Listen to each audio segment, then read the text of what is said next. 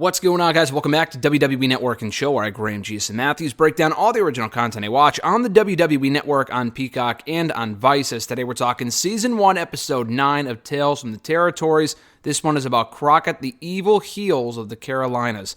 This was the penultimate episode of the season. The upcoming season finale airs on Tuesday.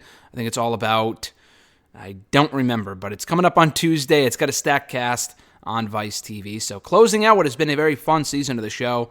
I don't know if they do a second season. Viewership hasn't exactly been through the roof, but it's been an enjoyable enough show where I hope they do it again. And they've covered all the major territories. So if they do more of this in the future, I would be curious to know, to find out what more they would do and what more they would cover.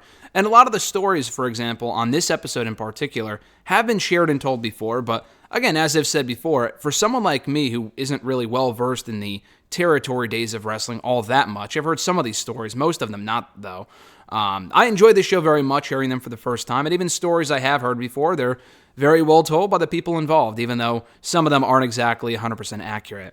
But on this episode, we got Ricky Morton, Nikita Koloff, Baby Doll, Jim Cornette, David Crockett, and Arn Anderson. And if that sounds like a lot of people in one cast, it's because they had 4 of those people in the same room, that being Morton, Baby Doll, Crockett, and Anderson.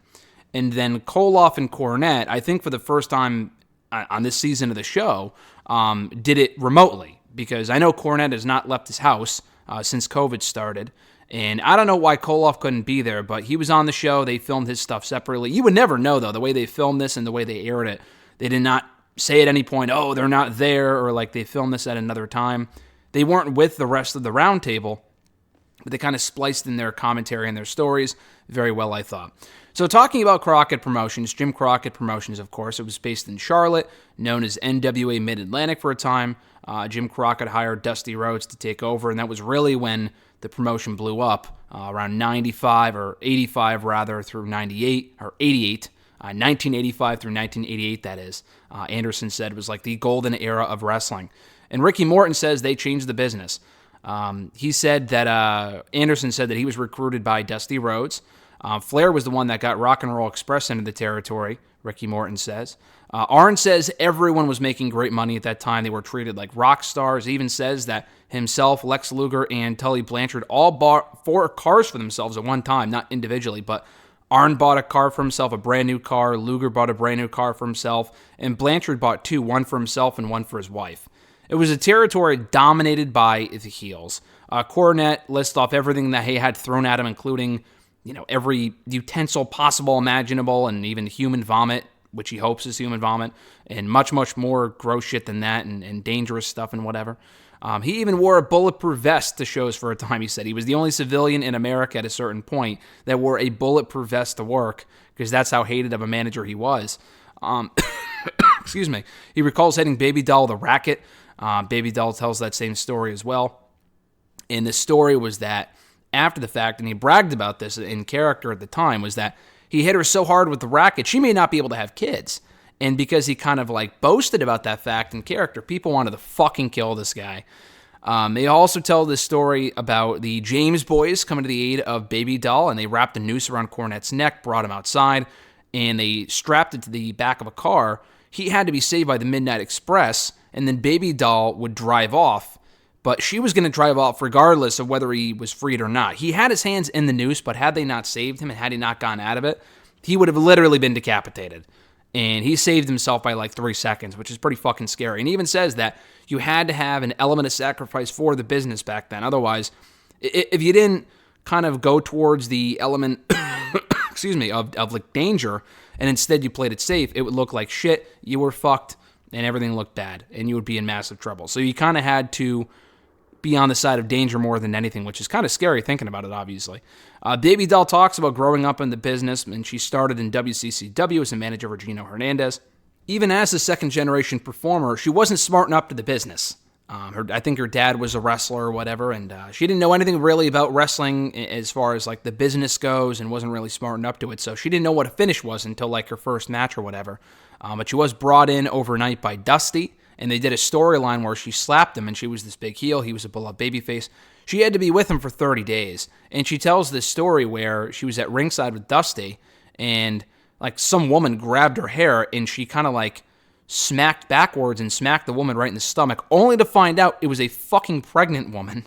And she was afraid she was going to be sued, but then she also questioned, why was this woman standing on a chair trying to attack me? And Arn said that was just how good of a job you were doing at the time as a heel. Pretty scary stuff, but also entertaining at this, excuse me, at the same time. They talk about the Omni and how it's Arn Anderson's favorite arena. He recalls Ric Flair helping Dusty Rhodes in a steel cage match, only to turn on Dusty and align to the Andersons instead, which was kind of the genesis of the Four Horsemen. The baby faces couldn't make the save, which led to the fans rioting, and the police saved their lives that night. Arn Anderson and Flair and the Four Horsemen. Had it not been for the police, he said, and the 10 officers that were escorting him out of the ring, and they were all bleeding, but not from the match because they weren't involved in the match, technically. He thought they were going to die. He thought they were dead. And if it wasn't for those officers, he thought they would either be still in the cage or dead. Cornette talks about the magic of getting heat and the art of getting heat as a heel manager. They talk about the infamous Night of the Skywalkers and how it was about who was going to go up on the scaffold. People paid Cornette to possibly die in that match. It was a Midnight Express versus Road Warriors match where he had to wrestle on the scaffold. I've watched it before. It's fucking stupid. The idea was that the Express would lose, but Cornette would fall anyway to give people what they wanted to see. So Cornette's idea was that he would kind of like drag over to the under half of the scaffold, and he would just be hanging there until Bubba Rogers caught him, because Bubba Rogers was a big guy. Unfortunately, Bubba completely missed him, and he tore his ACL, at least in one knee, if not both of them. And he was supposed to be out for 6 months. He went right back to work, otherwise he wasn't getting paid. Classic Cornette, he says that he has lived his life just fine without an ACL the past 30-something years. Koloff said that he had no prior experience before signing with Jim Crockett Promotions. He was merely a football player that was brought in for his size, basically. All he was told to do was just to shave his head, and he was good.